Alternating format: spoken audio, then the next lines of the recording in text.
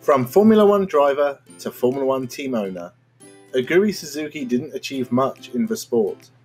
But the Tokyo-born driver was the second most successful Asian driver in Formula One at the time of his retirement.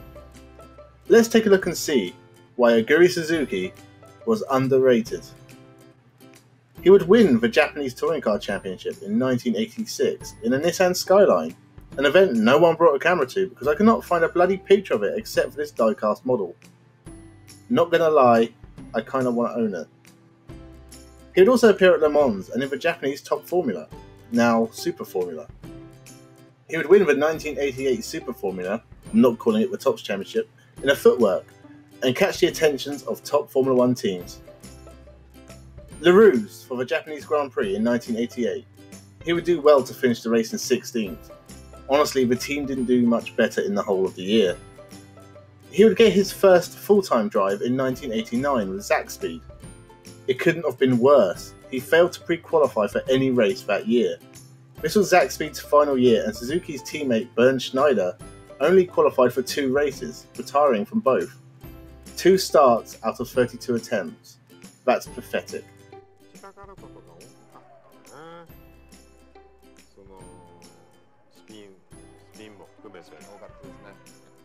車が進歩しない、テストができてない、だから無理するっていうこともあるのかもしれないし、あるいは自分がその車をコントロールするっていうことだけにね、専念できなかったのかもしれない。それはわからないですけども。Any normal team wouldn't touch a driver who failed to qualify for a single race the previous year. Luckily for Suzuki, LaRousse would grab him for 1990. For the first time, Aguri Suzuki got to show his true talent.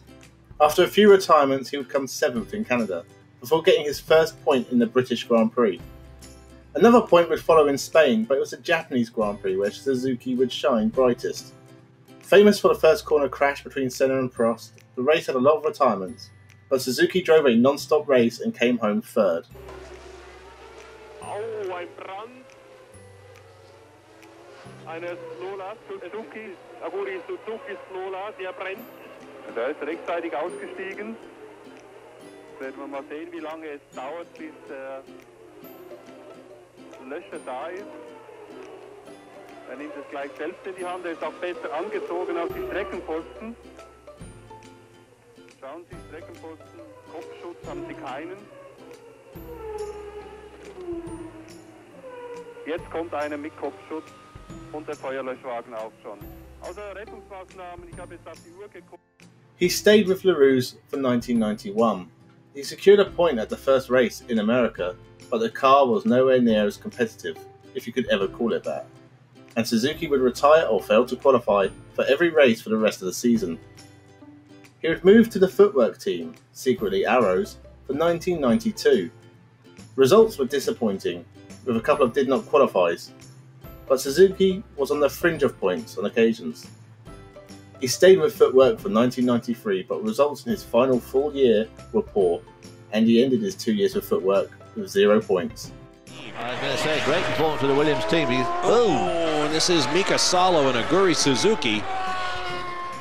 He would have a single race with Jordan in 1994, and would share a drive with Martin Brundle at Ligier in 1995. Suzuki would take his final point in Germany, but his last 2 races were a disaster, crashing into Salo at the Pacific Grand Prix, for a massive crash at Suzuka in practice would injure his neck, and Suzuki would immediately announce his retirement.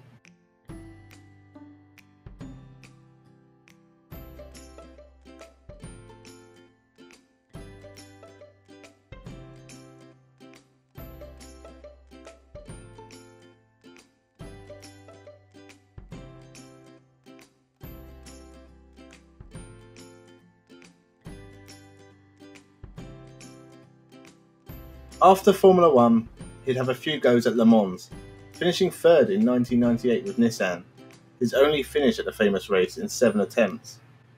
In 2000, he would move to team ownership and enter cars in Super GT, DTM and Indy cars.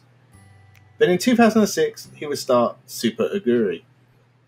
The team would only last 2 and a bit years, and introduce us to the comedy stylings of Yuji Ida. The team scored 4 points in 2007 with Takuma Sato before they were conned by a dodgy sponsor and go under in 2008. Is a driver with a full year of did not qualify underrated? Yes. A podium in Japan is a special moment for a driver who didn't get a lot of success. He began and ended his career in Suzuka also, and will always be linked with the famous Japanese track.